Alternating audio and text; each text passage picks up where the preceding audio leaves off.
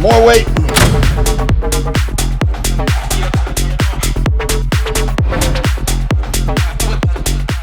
What's up, everybody? I am Captain Vegan America, and I'm going to take you through a full leg day here at Crunch. All right, for those of you wondering, I'm not Captain Vegan America.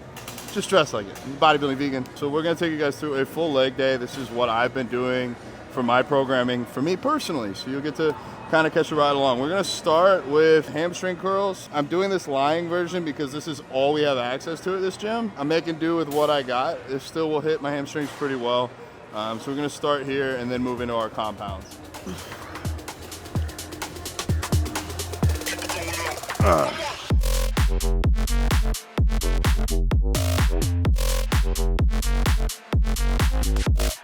We're going to do 3 sets here. I keep the reps a little higher, about 15 or so on average. The reasoning that I do these hamstring movements first is to get some blood flow in our hams and get a pump before we move on to our next pressing movement. I'm going to be doing, I really like the single leg press here. So that's what we'll be doing next. And that'll be a little bit more glute, some quad. But yeah, these are great first exercise. Again, I prefer the seated when available. They have one here, it's just very weird. It's like one of those ones where you move and it moves you. Not for me. So we've just finished up hamstring curls. Hams are nice and pumped. I'm gonna warm up here. I'm gonna hop into this single leg press. This is gonna be the money maker today. This is gonna be the one that I try to kill myself on, or at least really fight the logbook. Alex behind the camera here had a great question. When you're setting this machine up, this specific hammer strength machine, does it matter loading here or here? To be honest, I have no idea. I do not think that it matters though, because this is just a regular leverage machine. It's not a prime loaded machine. I believe, I really don't think it makes a difference. I guess potentially this would be heavier at the bottom than up here. I had never thought about that before. Great question. Maybe somebody knows and they can tell in the comments. I would, if it were me, I'd probably load the bottom one first. That probably is the heavier one. I mean, it kind of makes sense. I really like it because it's pretty safe. We're gonna do a whole separate tutorial for this, so you can check in the comments below or in the description box below and watch the full video. But basically we're just gonna get warmed up and then jump into probably 8 plates today. See how that goes, 8 plates each leg. Let's see how 6 feels. So, my knee always hurts a little bit on the first rep and then it goes away. It's weird.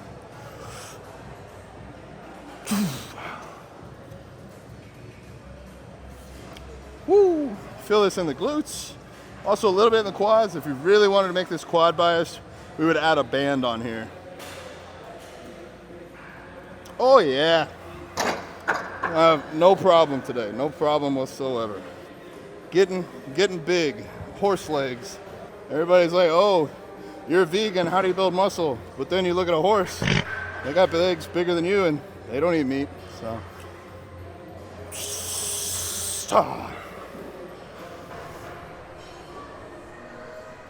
Ooh. Whew. More weight.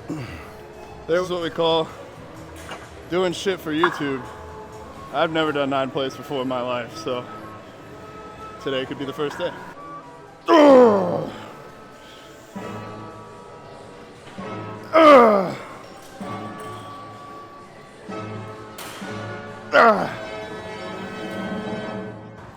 A way of killing people a long time ago. I guess you can still do it now if you were fucked up, but in the Salem witch trials, this one gentleman was determined, I guess, to be, I don't know, they must have killed witches. I don't know, maybe he was a witch supporter. But they had this thing called pressing, and they would put a board on your chest and then they just put stones on you and more stones, and they would just keep adding stones until you died.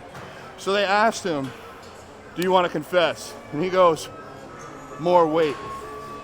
And that story has always stuck with me. What a fucking badass. You're going out, might as well go out with some style and fuck the bad people in this story and say more weight. So I don't know, I just draw on random things for inspiration, and more weight. Ah. Ah. Ah. Ah.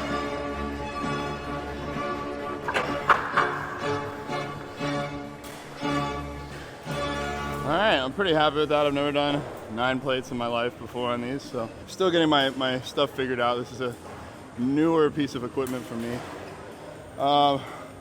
We're gonna go try and get in line for adductors now. So I try to like stagger my workouts. Like hamstring curls are yay hard. This was yay hard. Adductors are yay hard. We're gonna go down yay a little bit and then ramp it back up. So go get in line for those. All right, guys. So I'm here recording this at home because we had a microphone malfunction. But no worries, the show must go on. So as I was saying before, I really like to do adductors towards the middle of the workout. It's in a way, it's a break. If you do them right, it doesn't quite feel like a break, but it's not quite as hard as like a hack squat, a leg press, or an RDL. As you can see, I'm already getting pretty sweaty here. It's being a good day. So what I want us to focus on these is only going as far wide and stretching as far as you could naturally go.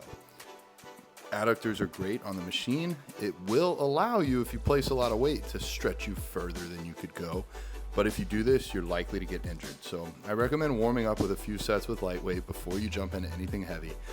If you're gonna get injured on a leg day like today, it's probably, at least for me, gonna be on this exercise, just because it is very, very heavy at that wider point. And if you go beyond your natural stretching limitations, you're putting yourself up for an injury. Notice my tempo here. I'm being very deliberate with every single rep. I'm working to squeeze all the way in, fight the negative slowly, pause for just a brief second, and then squeeze all the way in again. And once we finish the adductors, we're gonna come on over to hamstring focused glute hyperextensions. So the difference between this and a glute based movement, when you're doing these for glutes, you're going to round your back a bit more. For these, notice how the back is very straight.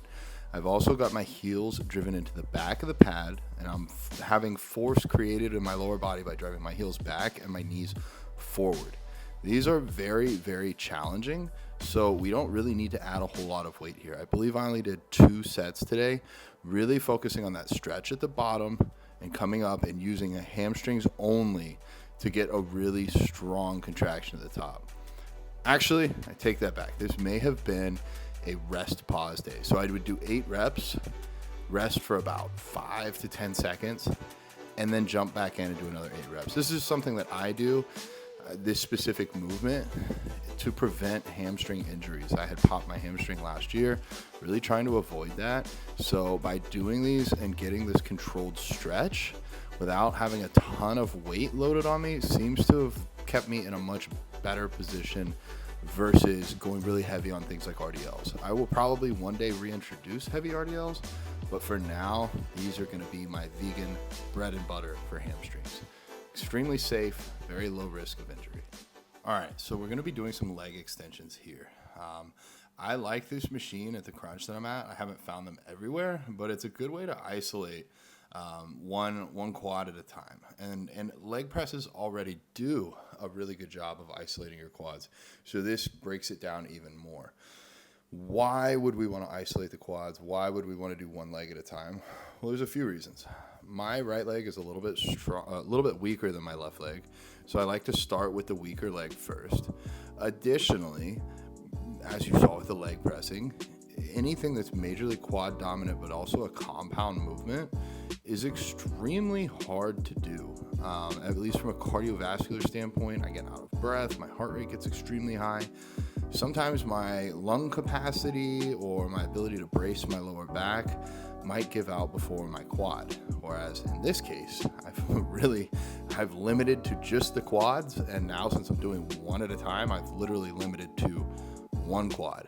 It allows you to really hyper focus on something. I wouldn't go through your whole workout picking single arm and single leg movements, but if you've already done a lot of work and you're trying to isolate that last muscle and really be focused on it, this is a pretty solid way to do it. So I believe for this one, I was just going to failure, switching to the next leg, trying to match the number of reps. So that's again why I start with my right leg is a little bit weaker. Maybe I could get 10 with my right, whereas I could maybe do 11 with my left. If I start with my left and do 11 and then move over to my right and only get 10, now I'm training my left leg more intensely than my right one. So yeah, these are pretty controlled, as you can see, and adding this at the end is just a really good finisher for your quads.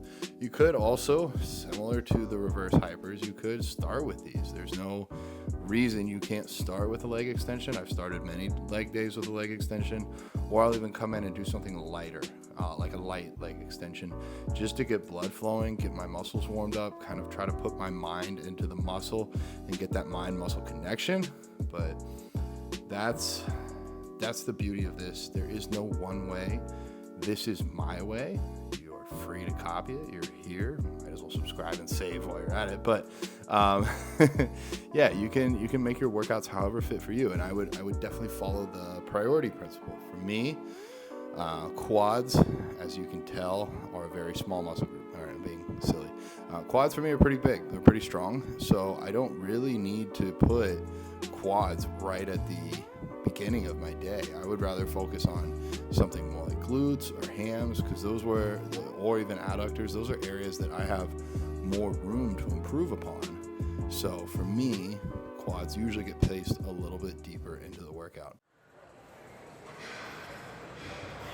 I like to use straps for these because I'm here to train my legs, not my forearms. So my hat, my straps, my shorts, they all match the weights.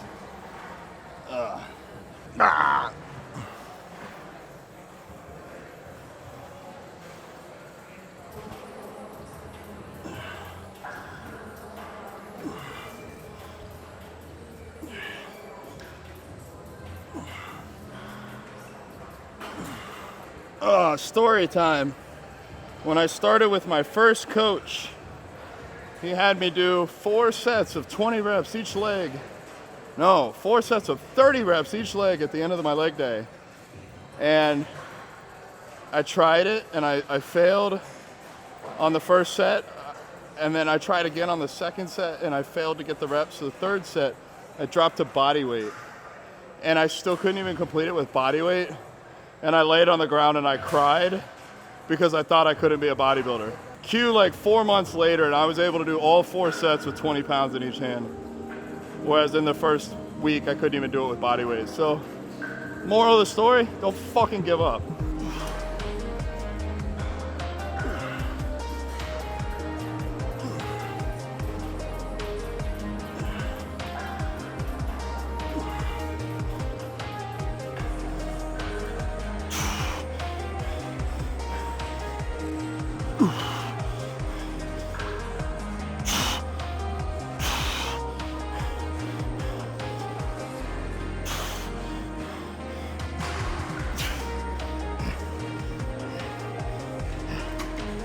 All right. Well, we got a 20, so I'm gonna call that a success. Beats 18 from last week. And that concludes leg day with the Bodybuilding Vegan. If you guys got any questions, drop them below. If you want to support me, you can order at any of the links below. Use my code. It helps me out, allows me to fund my filmographer and the whole team that supports me, because there ain't no way in hell I'm doing this alone. Yeah, if y'all like this, actually click the like button. I'll see you in the next one. Bodybuilding Vegan out.